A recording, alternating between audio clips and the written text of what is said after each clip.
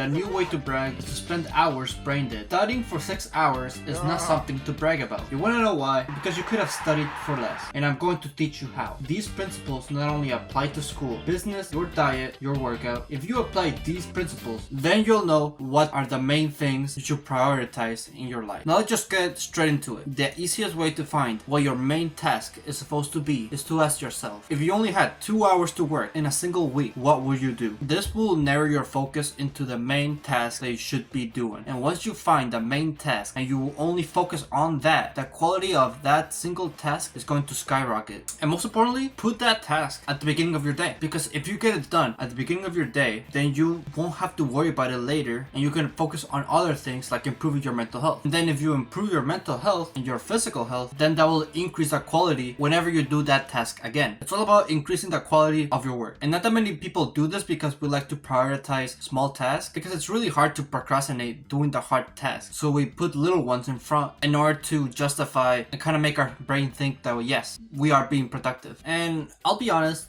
there's not really an easy fix to this. It's gonna require willpower and discipline. It's like you already know what you should do, but you don't do it because it's hard. But if you do it anyways, that increases discipline. That is how you get a lot of work done. That is how you minimize your work hours. It's really as simple as that. Now let's go over some different techniques that you could do in order to improve the focus itself whenever you do get into doing the work. Planning what you're gonna do beforehand just massively reduces the work that you're gonna do, because there's this Parkinson's law explain this, and pretty much what it is, the time that you spend aside to do that certain thing is how long it's gonna take for you to complete it. For example, if I put in my schedule that I'm gonna record for 2 hours, it's probably gonna take me 2 hours to record. Not because like it actually is gonna take me 2 hours to record, but if this task takes me less than an hour, let's say recording actually takes me like about an hour to do, and I set 2 hours to do it, I'm probably gonna start doing smaller tasks in between that time, like checking my phone or like checking my emails. I'm probably gonna have some sort of excuse to not do it because I set more time to do it. Therefore, procrastination is increased. So that's why it's really important that whenever you plan ahead, you be realistic on how long it should take. But I do get that you're not always gonna know how long a certain task is going to take. But that's why instead, what I like to do is focus one task for a whole day. For example, if I want to study for school, I'm gonna set studying to be my main task for, like, let's just say Monday. I'm gonna set that day to do one thing. And then if I get that thing done correctly, then I could do something else like make thumbnails. Then the next day I can focus on recording, and if I get that done, then I can focus on reading, etc. Again, all we want is to narrow our task to the most important things, and then set a specific time to do those tasks. But don't try doing too much in a single day. Try to at least do like around 3 main tasks in a single day. For example, I have done this before, but I've tried doing studying, recording, and making thumbnails all in a single day. And I divided that in 3 sections of a single day. In the morning, I studied. In the afternoon, I recorded. And then in the evening, I made thumbnails. 3 block periods that I set a specific thing to do. You could try doing the same thing, but I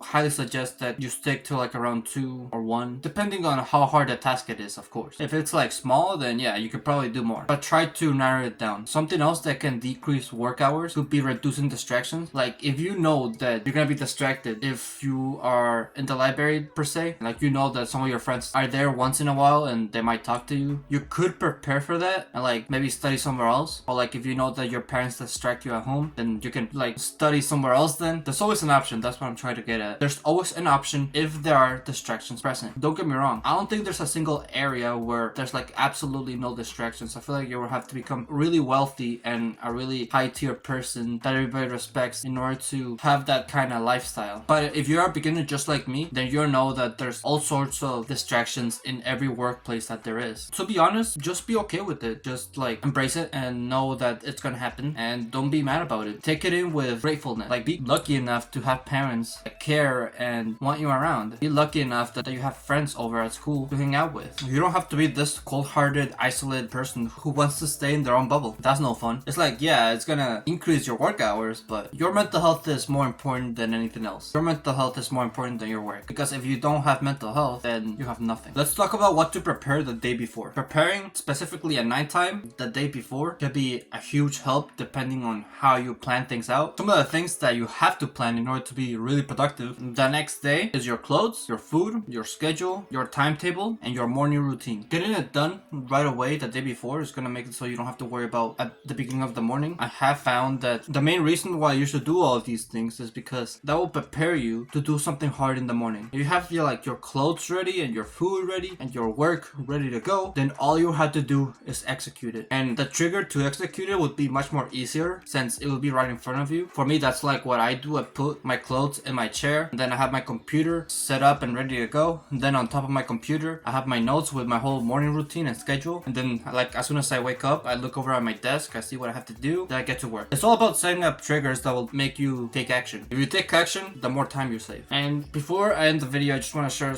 little small things that I do that save me time. I sometimes do try to combining similar tasks. Like for example, after I'm done script writing and I go back to the Google Docs homepage and I see that I haven't written an idea for a video yet, and I would go on and start brainstorming for an idea. This is just something that I do. If like I'm doing a task and it's similar to another one, I will try to get it done right away. Also, something else that I try to do is set reminders. If I know that I have to get something done later, or like I know that I have to talk to a specific person later, then as soon as I get that thought, I will write it down and put it in my reminders on my phone. Then later, once the time comes up, I'll remember it again and do it. If there's anything I want you to take for this video, is the best way to save time comes down to 3 things: preparation, focus, and narrowing your work. And all these things require discipline. Everything I just said is probably something that you might procrastinate. So work on your willpower, work on your discipline, and start getting shit done right now. So thank you for watching this video. If you liked it, make sure to leave a like, subscribe if you're new or if you like my channel, and always remember to live your life like there's no tomorrow.